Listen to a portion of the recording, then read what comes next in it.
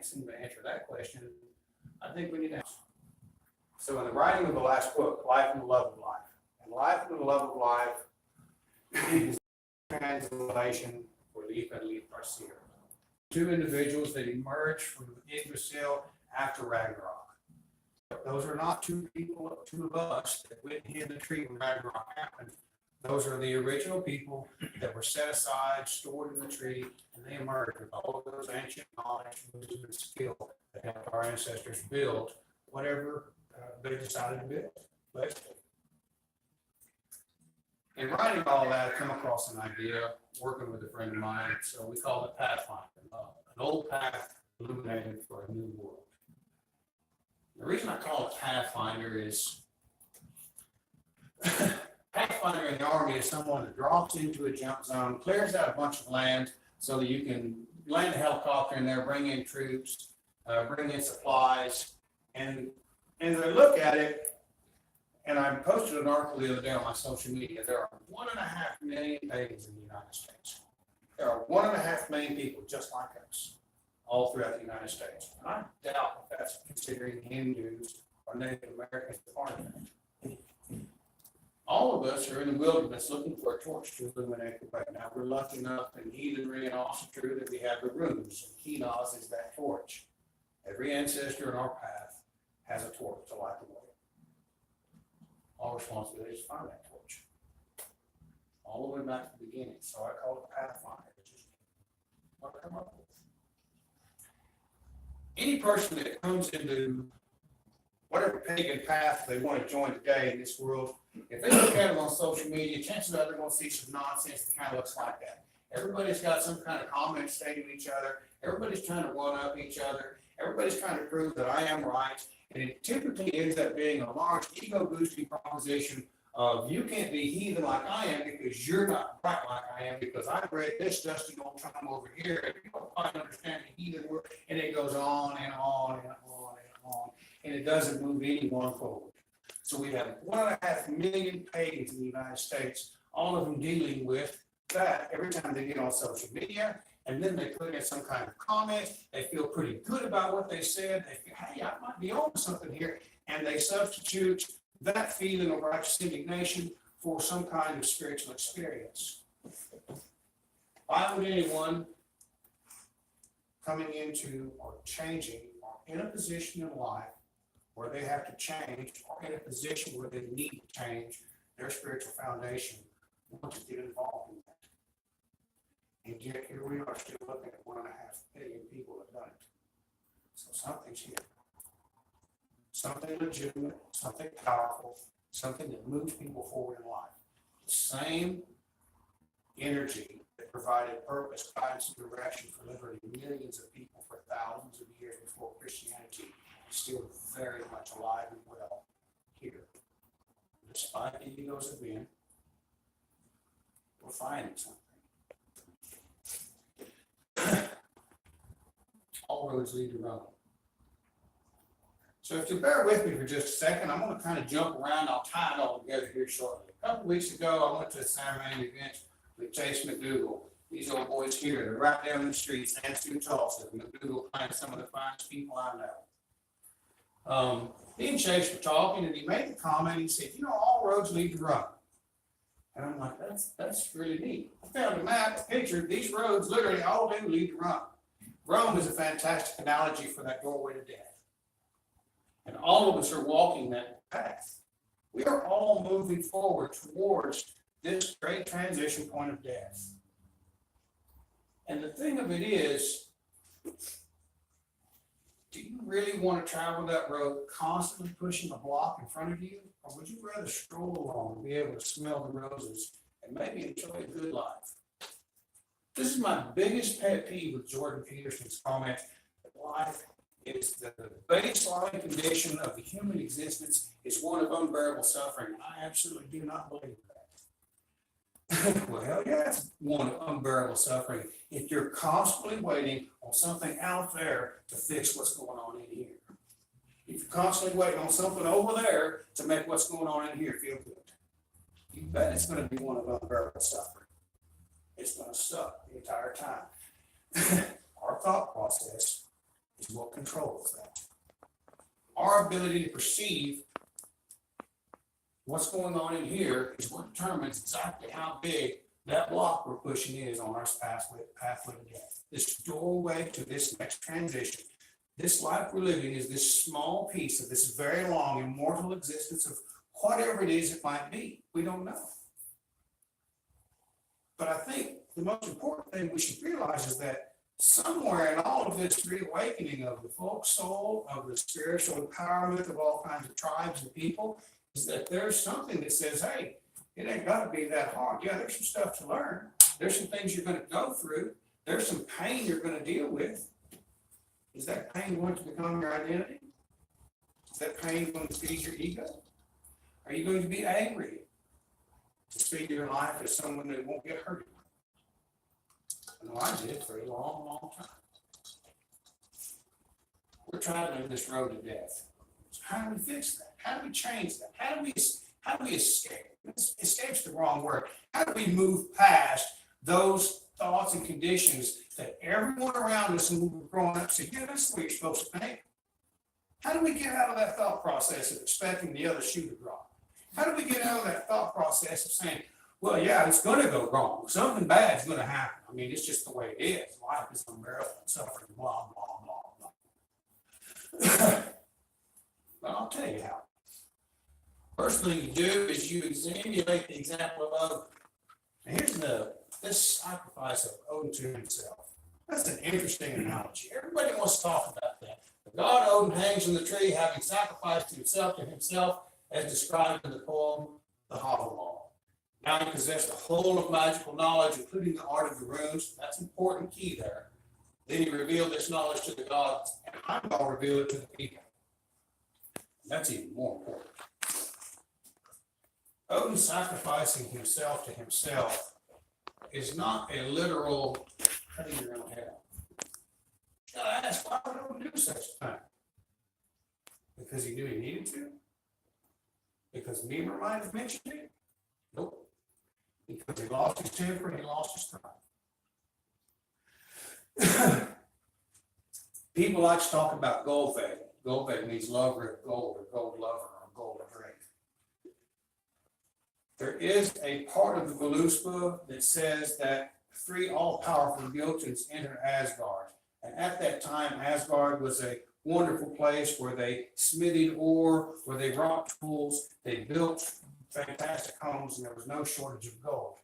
And then 3 all-powerful Jotuns entered, Jotunesses, women, entered Asgard. One was Goldbag, the lover of gold. One was Hythe, the bewitching one. The aspect that the love of gold bewitches a man's mind. He begins to pursue nothing else. And then the third one, you got to find out in a short Voluspa of, I think it's not the Heimdallr. Her name is Horse Thief, a horse thief, the one that steals the ability of men to work together towards a common goal. These are aspects of a man's ego even to this day. Now, what he lost his temper over was the Vanir. The Aesir-Vanir War was not the result of Odin burning Goldberg. He burned it 3 times. He wanted this concept of the love of gold to be out of his kingdom. He burned it 3 times. But the Vanir, they went to war over much different concepts. They asked one question. They said, should worship belong to one or should it belong to all? The communist kind of socialist idea that we're all equal, equality of outcome, everybody should get a piece of the pie. And Odin, no, I built this. This is mine. Odin has you all through his spear, and he lost that war. The Vanir took over the throne. Uther sat on the throne, and Odin went a-wandering. There is another tale in the Arthurian legends where King Arthur, after building his kingdom, he becomes wounded. He gets a wound that will not heal. He can't handle Excalibur anymore. The old crone raises her head. He comes up to him in the middle of his life and says, what have you done? What have you accomplished? All men go through this. At some point in our lives, we will look around and we will say, have we done what we're supposed to do here? this point, one of two things happen. Either flips out and goes on a couple of year drunk, or gets a young girlfriend or whatever, and we do the same thing. But we have this tale that thousands of years old. Odin's ego was such that he decided to go to war to protect his image of himself as the All-Father. What lengths will we go to protect the image that we want the world to see? What lengths will we go to make sure that what's in here never gets damaged again? What lengths will we go to build a shell? And Towards the Wall is an amazingly insightful movie. We all build that wall. Find ourselves in unfamiliar territory. We have gone off the beaten path. We have jumped into the woods. We have cleared out a clearing, and now we have no idea what to do. But it might be a good time to get rid of our ego. It might be a good time to get rid of all of those thoughts that tell us how important we are when we really haven't done anything. And that's a very humiliating thought. I can deal with being humbled. I can't deal with being humiliated. In this instance, Odin is humiliated by his own actions. So he does what he needs to do to get rid of the ego, that aspect of himself, which has cost him so much pain. Many of us find ourselves alone. We have all found ourselves at such a crossroads that we decided to change the foundation of our spiritual being. We didn't just stray off the path. We jumped into a clearing of our own making like a Pathfinder. Yet no one has told us what the objective is, what our life will look like moving forward. On this path of Asatru, there is a built-in light, a torch to light the way. We went to see these rivers this summer. It was amazing. The energy coming off the trees, you can feel it. But that's what I see, having, as a man that counsels literally hundreds of people around the world, that interacts with thousands of readers in my books. I see individuals who are entirely tied up in their ego, and they adopt a political ideology. They adopt a stance towards other peoples. They adopt an angry standpoint. They begin to hate liberal Democrats or conservative Republicans, or they don't like this or they don't like that. So now they've stepped away from Christianity and Satan, the scapegoat that will take the blame for any wrongdoing. And now they've stepped in over here and they've found someone else to blame and to hate. And we have jumped over here, but we've been so conditioned in our thought process, we haven't truly sacrificed our ego. We've simply renamed those operating concepts that we thought we left behind. And those same ills that caused us the pain that we couldn't seem to get rid of, that was so dramatic that we said, you know what, all the rest of these 3 billion people in the world that are Christian or Catholic, I think you're wrong. I'm going to go over here and try this. And now what? And also true, I think we found a way. When Odin sacrificed himself, when he got rid of his ego, when he shed that aspect of himself that was causing him so much pain, he picked up an outline to make the most of the gifts given to mankind by himself feeling that even more crucial was that he heard the songs of his ancestors. These are the gifts that Odin gave to mankind. They did not speak and create. They carved out of the living element, wood. Soul they had not, sense they had not, heat nor motion was goodly hue. Soul gave Odin, sense gave Honir, heat gave Lothar, goodly hue. Those 3 gifts right there. Now, out of those 3 gifts, how far do you think we can go? If we have a soul that we can use to provide us faith, if we have the common sense to understand our grandfather's wisdom, if we have the strength and the goodly hue and the heat to love and care about and be strong enough to protect and defend those around us, how far do you think we can get? Son of a bitch, we could build a kingdom.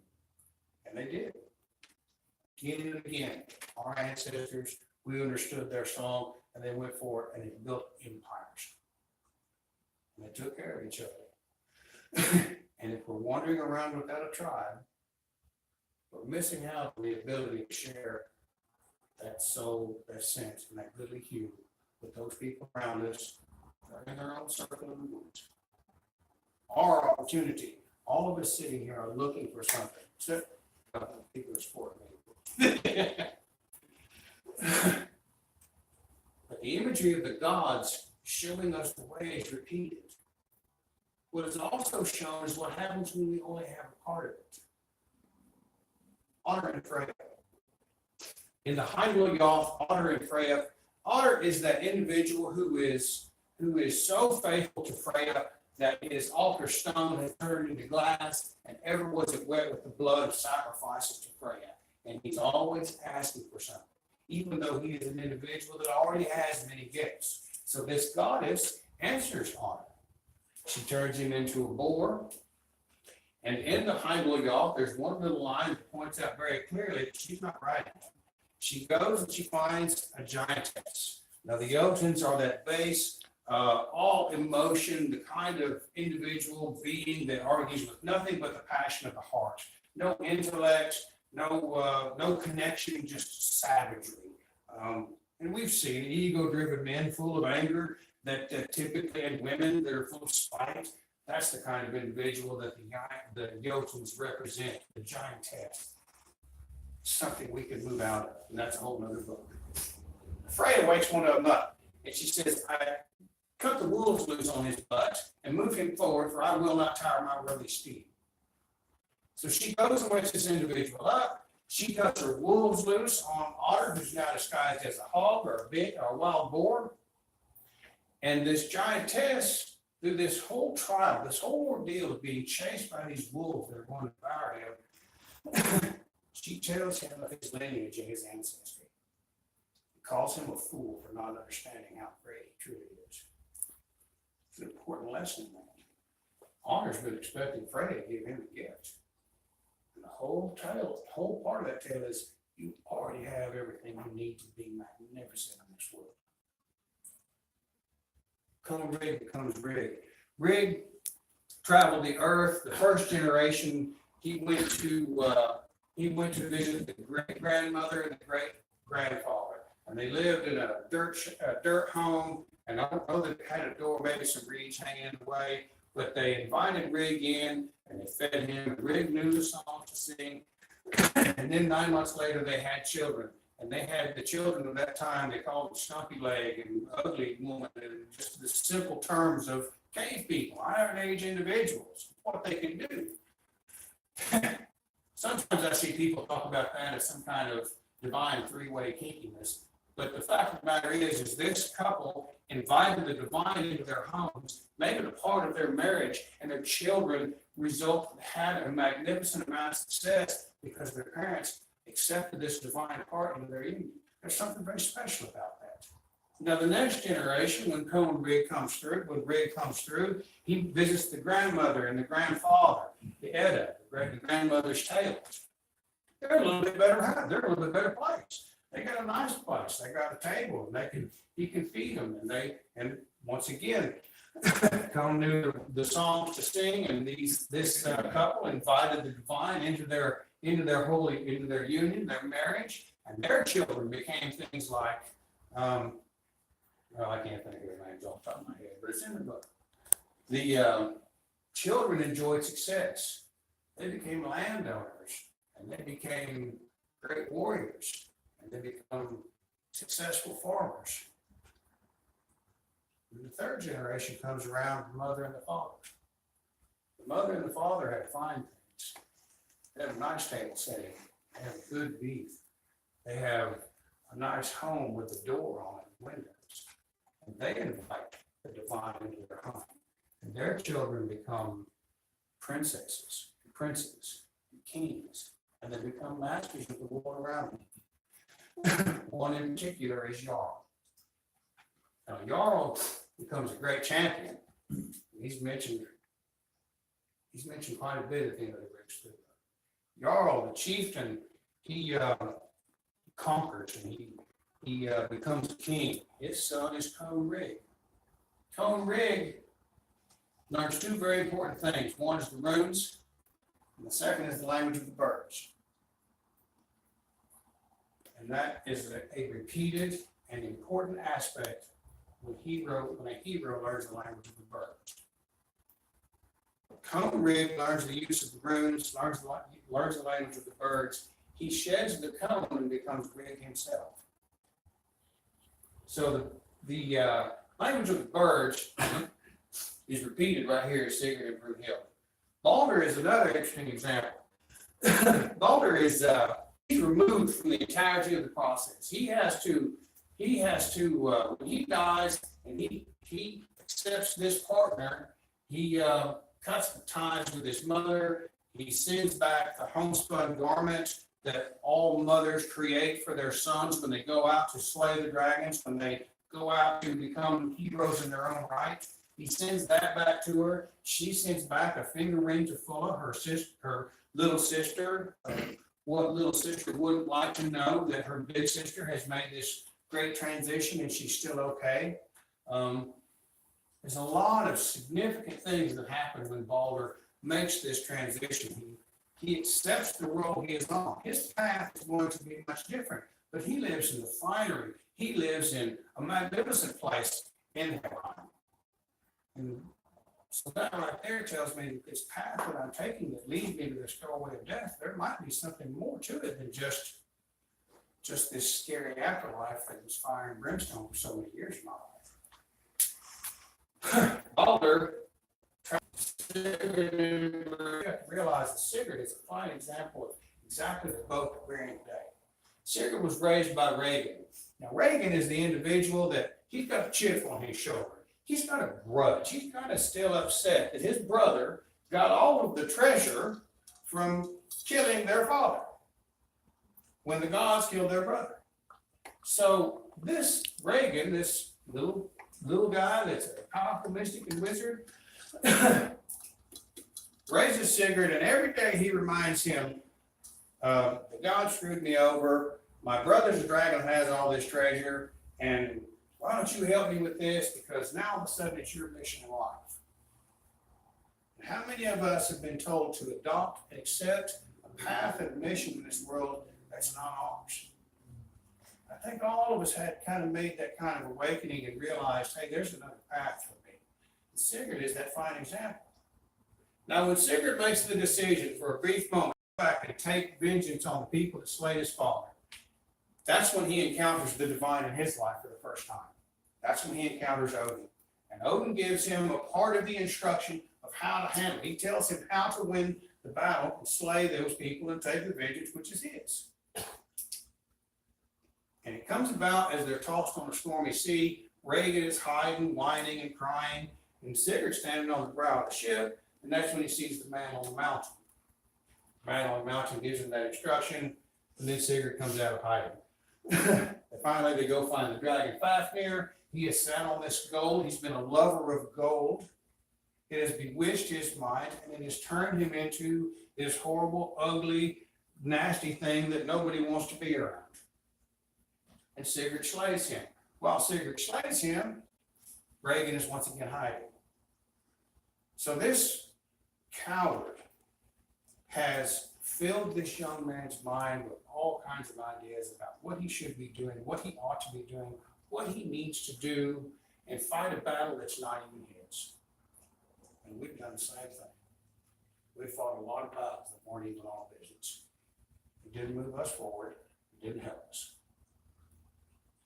The champion still moves forward in the world. So now that Sigurd has slayed the dragon, proved himself a man, he slays Regan and he learns the language of the birds. In every mythology around the world, somewhere within that mythology, you will find a hero that understands the language of the birds. Couldn't understand that for a long time. Does that mean the Cardinals actually telling him something? Nope. Best I can figure, and my friend Everett Farnell and I discussed it, he actually kind of had the original idea and followed through on it, got to looking about birds understanding the flows of energy across the world. If you take a baby bird that has to migrate somewhere and hatch it with absolutely no contact with anything else like its parents, that bird will understand the magnetic fields or flows of energy or something. I don't know if it's starlight or what, but it understands some kind of flow, and it will find its way to that migrating or feeding ground every year. And the first year it will do it by itself. So this understanding the language of the birds kind of has this idea that maybe we need to be understanding some kind of energy other than this thought process that seems to be on automatic in our heads. A thought process that talks about the past, a thought process that talks about the future, and does just about anything it can to keep us from sitting right here in this moment and taking an understanding of what we are. Sigurd goes up, he crosses through the fire. Brunhild is that feminine in the world who has built around herself this burning so that no one can recognize or understand the beauty of a woman and what she has to offer to this world. And this accomplished champion cuts through and finds out her father left her with a wound she could not heal from. And it took an accomplished and complete man to help her break through that burning and become the woman she was supposed to become.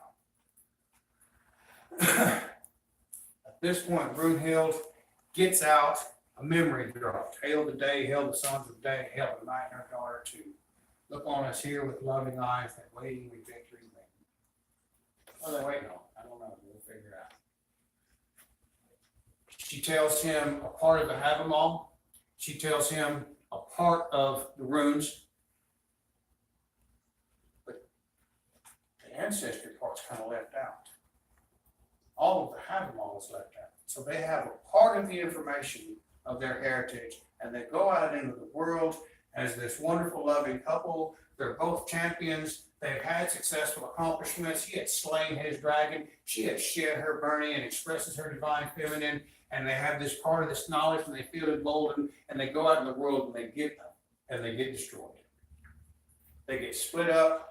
They get bewitched. Their minds are bewitched. The love of gold gets in their way, and they lose their lives. Kind of like us.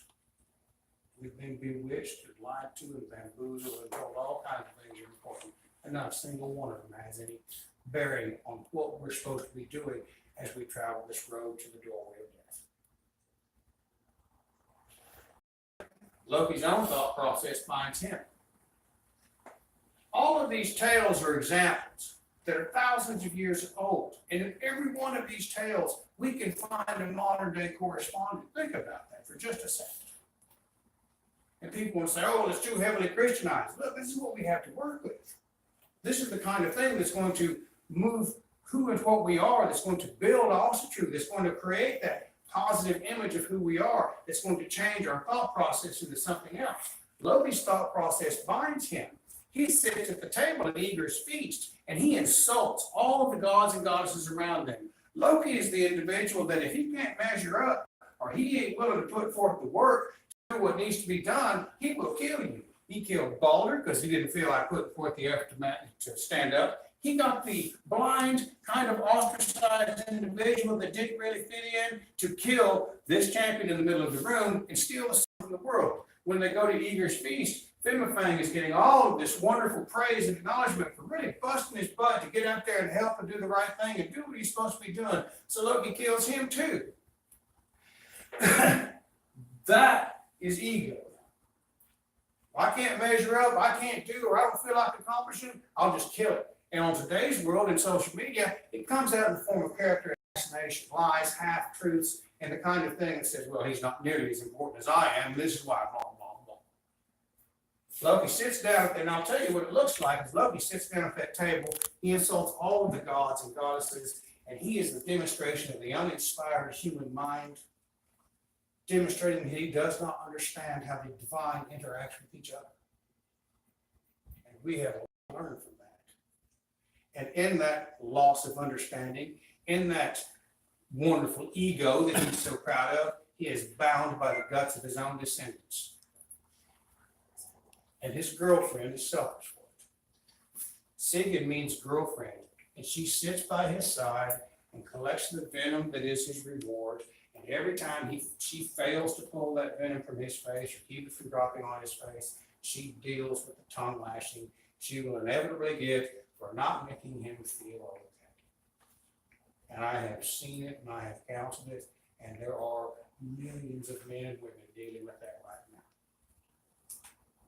So when you look at this lore, it begins to be apparent that life and the love of life might mean something else. How do we take all of that understanding of who and what we are and become something greater.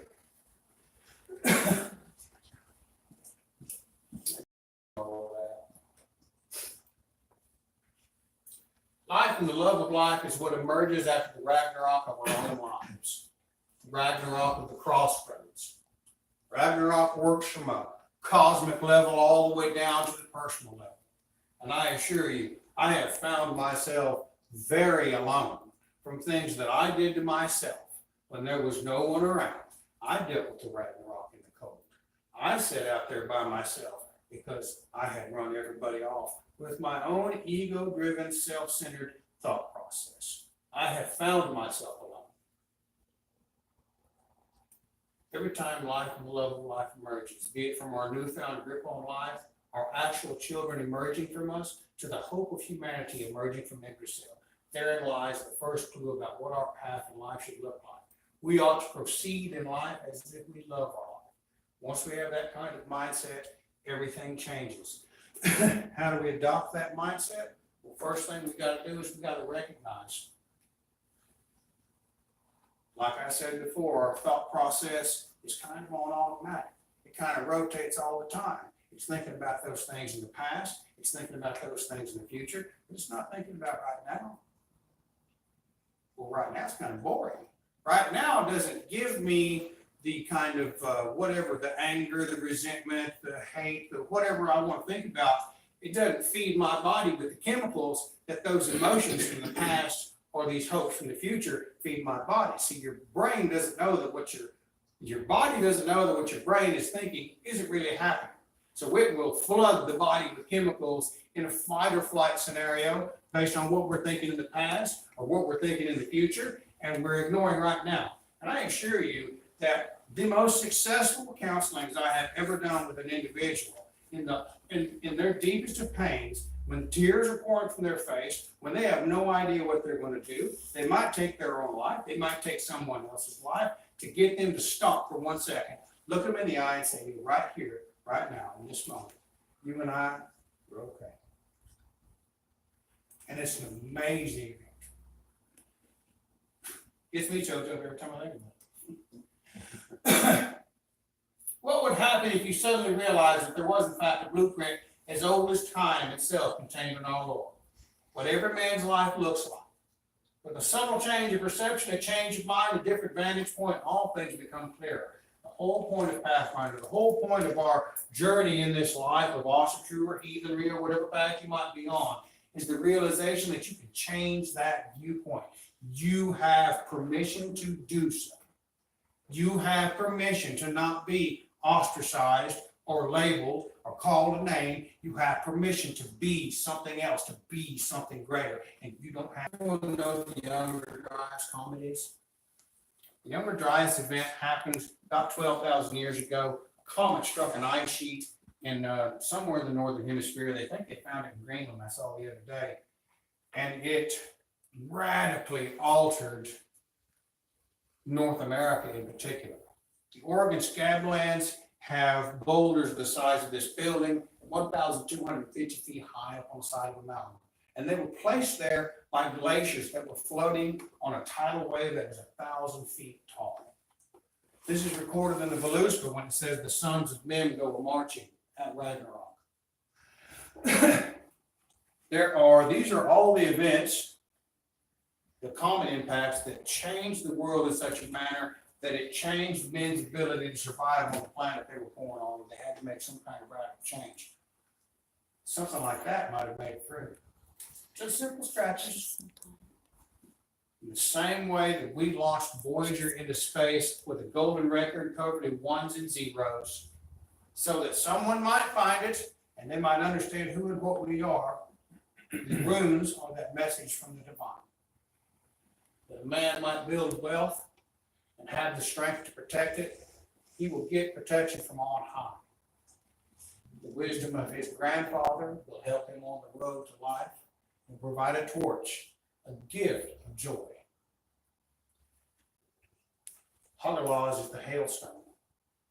And one of the items in the book is that about 200 BC, the Romans talked about having an issue with hailstones, and it was comets that kept coming down, destroying this environment or that environment. The Romans called hagalos hailstones.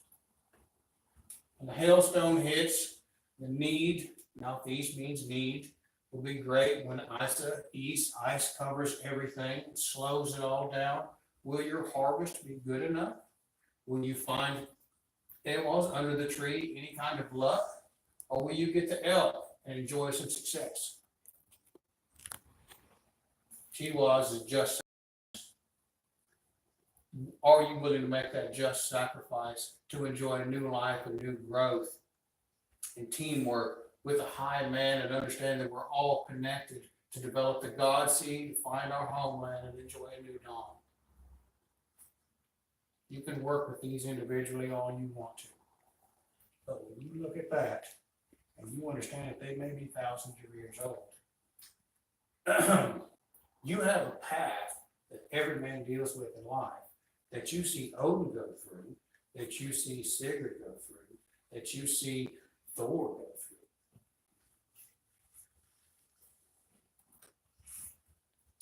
Not everyone needs to adopt a radical new political idea to be Asatru.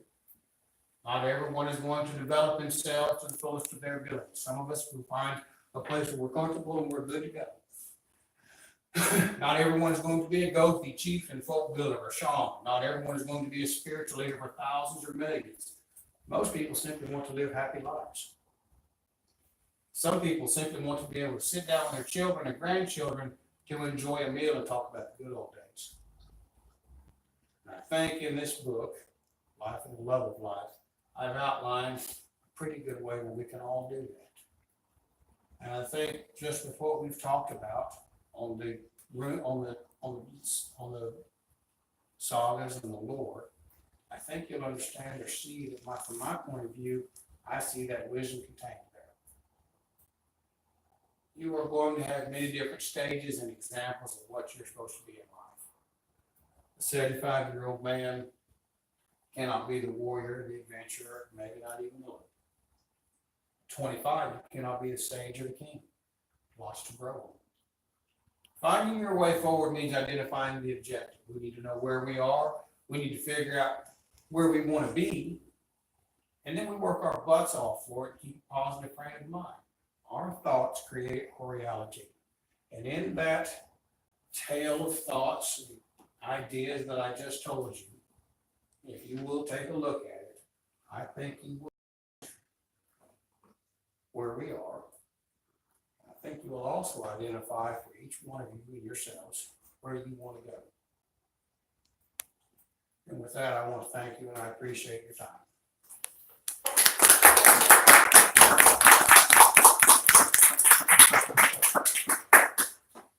Any questions? That was awesome. Thank you. Thank you very much. Thank you all thanks for your attention and kind patience and everything else. Thank you very much. I've got some books. If you want to buy one, I'd be happy to sign for you. One is the old fairy tales, and one is Life and the Love of Life. So for the store and some for myself, and I appreciate all your time. And I can tell you, I've started reading both of them, and they're definitely worth your time. It will help a lot. And that's, I mean, they're really true. That's the whole point of it is we got to find a way to identify with ourselves in this world. We got to find a way to figure out. And the more I look at it, the more I see commonalities that are. Is find a way. If this is here, this is grabbing all of our attention. Okay, where am I? Where do we go? How's this going to help me move forward? And for a long time, it has simply been, if you've read a book, you understand the Hebrew worldview and blah, blah, blah. But the fact of the matter is, some people just want to get through life. Okay, how can I help them do that? Where can I point them on the way to do that? Instead of sit around and be right all the time. I ain't interested in being that right anymore. I'd much rather be happy. A lot of other people in the world won't be the same way. And that's just kind of where I stand on it. But you go ahead and stop that.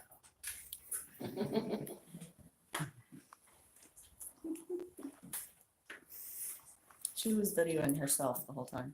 I believe it's- Okay, guys,